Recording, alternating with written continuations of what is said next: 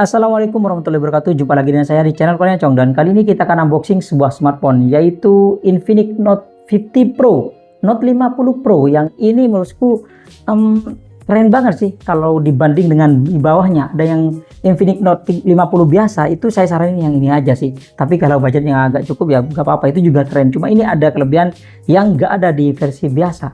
Oke, sekarang kita ke unboxingnya. Seperti biasanya kita belinya online, langsung saja kita ke unboxingnya. Let's go. Oke, ini dia box paketan kita kali ini, dan langsung saja kita bongkar.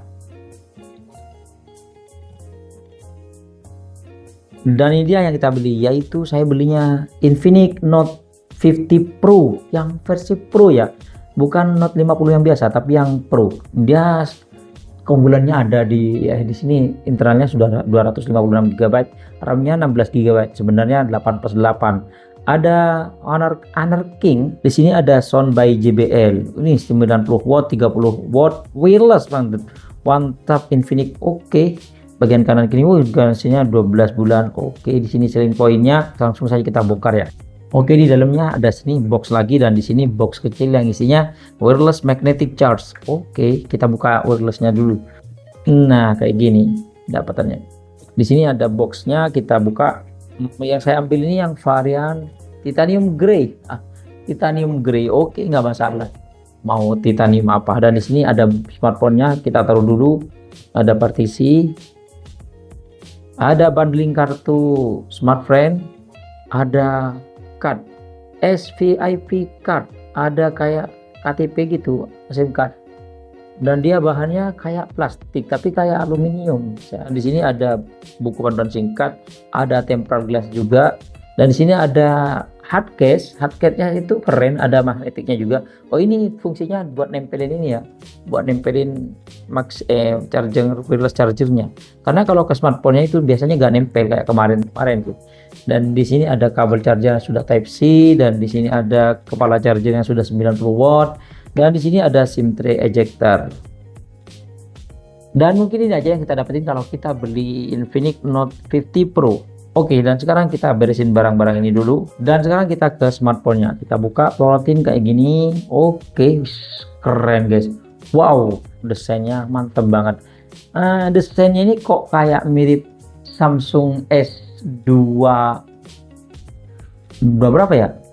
Note ya, Note 10 kayak kemarin ya, tapi Note 10 kan kotak di sini. Note 10 kotak. Dan cuma kalau desain ini pinggirnya ini mirip dengan seri S24 ya, S25 Ultra, miripnya kayak ini. Kotak tipis banget ya. Tipis, ini tipis banget loh. Tipis banget parah ini. Udah tipis banget. Dan di sini bumnya memang, kalau bumnya ini mirip Note 10 kalau nggak salah. Cuma sebenarnya pengen dimiripin dengan S25, cuma kan 25 nggak ada bum ininya, framing. Oke, sekarang kita bahas bagian sisi-sisinya. Di bagian kanannya di sini ada tombol on off, ada tombol volume up down.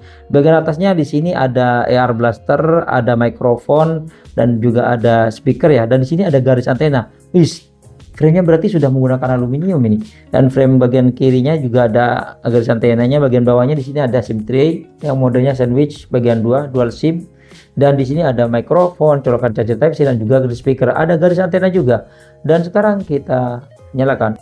Dan pas awal-awal kita aktifin smartphone-nya yang internalnya 256 GB, dia sudah kemakan sistem 21,14 GB. Dan sekarang kita setting-setting bentar. Oke, ini dia smartphone-nya, dan saya sudah setting-setting bentar.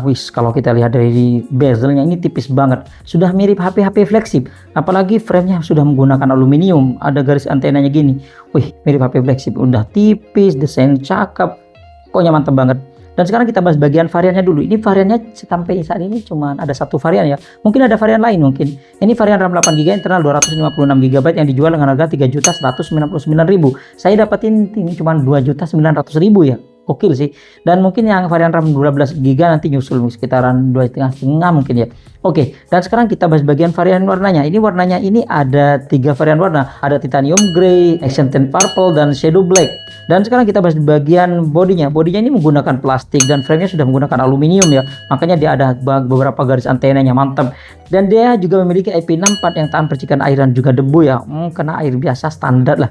Dan sekarang kita bahas bagian layarnya. Ini layarnya sudah menggunakan layar AMOLED, sudah 1 juta warna ya. Yang ukurannya itu 6,78 inch, rasionya 20:9, resolusinya sudah Full HD plus itu 1080 x 2436 pixel. Refresh rate-nya sudah mantap di 144 Hz, mantap. Dan kecerahannya sampai 1300 nit di bawah terik matahari, lumayan kelihatan ya. Dan untuk proteksinya saya kurang tahu sih proteksinya, tapi untungnya dia dapat screen protector dan dia juga ada always on display karena sudah menggunakan AMOLED. Dan untuk keamanannya dia ada 2 keamanan, yang itu in display fingerprint dan dia juga ada ketuk 2 kali untuk mematikan layar dan menyalakan layar.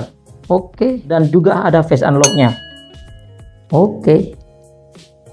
Enggak begitu cepat sih tapi lumayan. Dan dia ada dynamic island ya, apa namanya ya, dynamic bar, bukan dynamic island. Dan untuk Androidnya dia sudah menggunakan Android 15 yang katanya bisa dapat security update sampai 2 kali ya. Dan dia menggunakan interface dari XOX 15.0.1. Dan sekarang kita bahas di bagian prosesornya. Untuk prosesornya dia menggunakan prosesor dari MediaTek yaitu Helio G100 yang didukung dengan RAM 8GB, bisa ditambah 8GB dan internal 256GB. Yang mana kalau kita lihat di Antutu benchmarknya ya lumayan, dia mendapatkan 445 ribuan, gokil sih, lumayan di harga segini. Dan untuk sensor-sensornya kalau kita lihat di sensor box lumayan lengkap sih, gyroscope juga ada ya, dan bukan software. Dan untuk lain-lainnya dia sudah menggunakan Bluetooth 5.4 dan infrared blaster ada, NFC ada, speaker sudah stereo by JBL di bagian bawah dan bagian atasnya ini di bagian sini ya, tapi lebih dominan jauh di bagian bawah ya. Dan kalau teman-teman pengen dengerin suaranya seperti ini.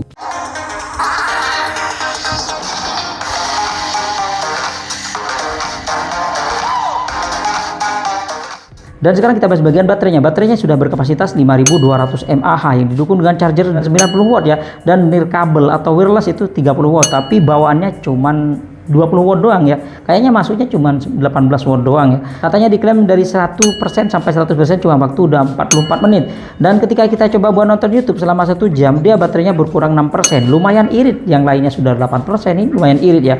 Dan ketika kita coba ngecas dengan charger bawaan yang 90 watt, dia 10 menit bertambah 27%, 20 menit bertambah 46%, dan 30 menit bertambah 62%. Kayaknya beneran loh. Ini kalau 40 menit sekitaran dapat 90%, 44 menit kayaknya full ya. Apalagi ada sisanya. Mantap sih.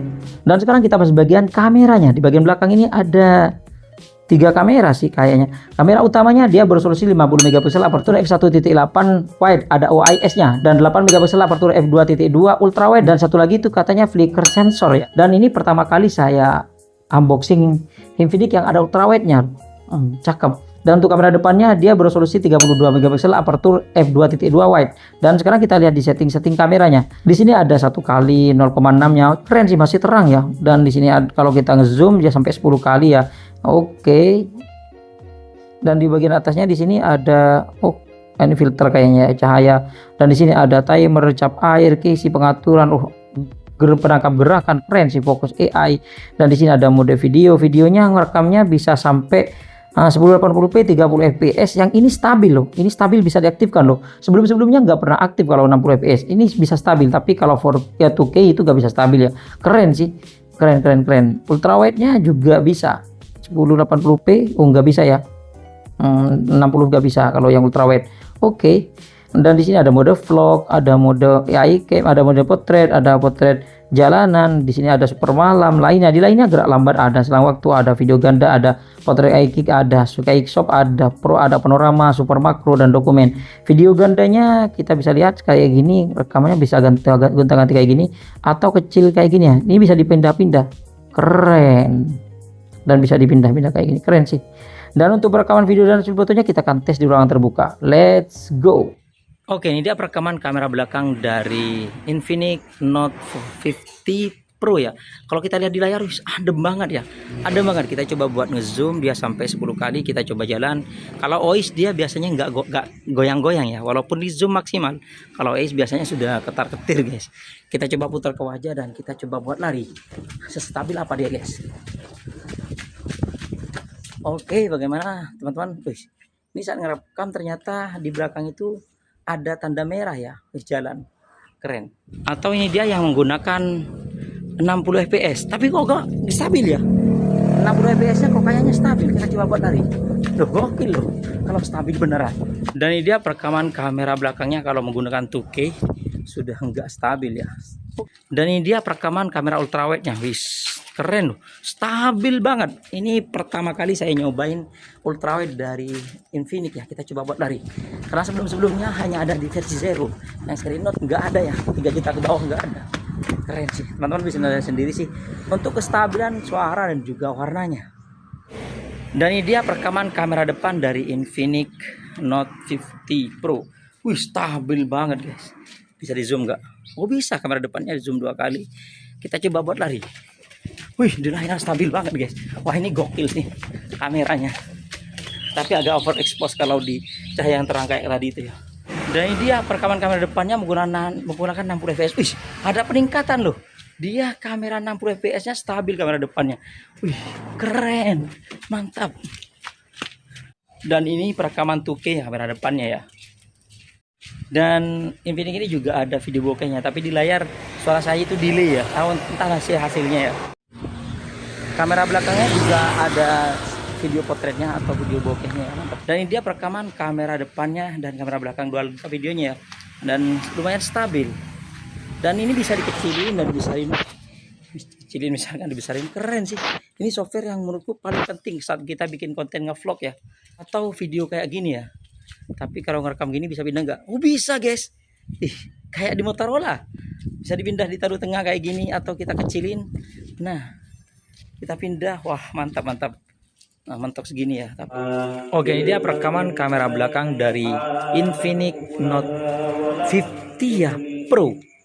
Kalau kita lihat di layar sih, wis, ini lumayan tajam dan minim noise ya kalau di layarnya itu. Dan sayangnya nggak bisa pindah lensa, tapi muncul 6-nya ya. Tuh keren sih kalau kita putar ke wajah kayak gini. Pokoknya buat ngerekam malam-malam ini terang banget sih. Apalagi cahaya cukup kayak gini. Kalau minim banget ya kurang tahu sih. Dan kalau ultrawide-nya kayak gini ya, wah ini masih terang banget ya. Ini baru pertama kali tapi sudah kurang tajam kayak tadi ya. Tapi lumayan loh. Ini pertama kali saya nyobain ultrawide dari Infinix ya. Seumur-umur belum pernah unboxing yang ada ultrawide-nya, karena versi Zero kemarin nggak unboxing. Dan ini dia perekaman kamera depannya. Wah, gokil. Cakep. Pokoknya mantap sih. Terang. Kita coba flashnya. Biasanya ini ada flashnya. Ih, flashnya ternyata ganti pakai layar guys. Biasanya dia ada lampu di depan itu 1 entah 2 gitu. Tapi cakep loh, natural warnanya dan smooth. Perekaman 60 fps. Dan ini kalau kita ngerekam pakai stabilisasi ya. Dan untuk hasil fotonya nih, wah ini cakep banget sih. Kamera belakang ini cakep banget ya. Baik ya dia di tempat yang terang atau yang agak redup, cakep banget sih. Kamera ultrawide-nya, mode portrait-nya, semuanya cakep sih. Dan mode portrait-nya lumayan rapi sih. Dan untuk kamera depannya ini cakep juga sih. Ya, baik saya gunakan mode portrait-nya, pokoknya cakep ya. HDR-nya juga mantep banget ya. Dan untuk zoomnya standar di 10 kali ya. Dan walaupun 10 kali dia masih tajam loh. Dan untuk foto makronya ini lumayan tajam sih. Dan warnanya juga lumayan natural. Dan kalau kita gunakan di malam hari ini terang loh. Terutama kamera utamanya ya. Kalau kamera ultrawide-nya ya agak menurun sedikit terangnya. Tapi kalau kita gunakan mode portrait, wah malah lebih terang lagi ya. Dan kalau kita gunakan malam-malam, flashnya kayak gini ya, nggak sama kayak iPhone. Dan kalau kita gunakan kamera depannya, ini juga terang banget. Apalagi kalau kita gunakan mode malamnya. Tapi mirip kok. Mode malam dengan auto itu mirip banget sih. Dan kalau kita gunakan kamera makronya malam-malam, ya sama sih, sama-sama terang.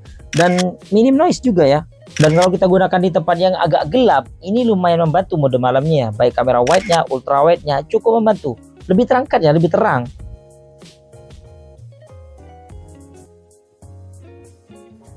Oke, itu dia hasil perekaman video dan juga jepretan foto dari Infinix Note 50 Pro ya.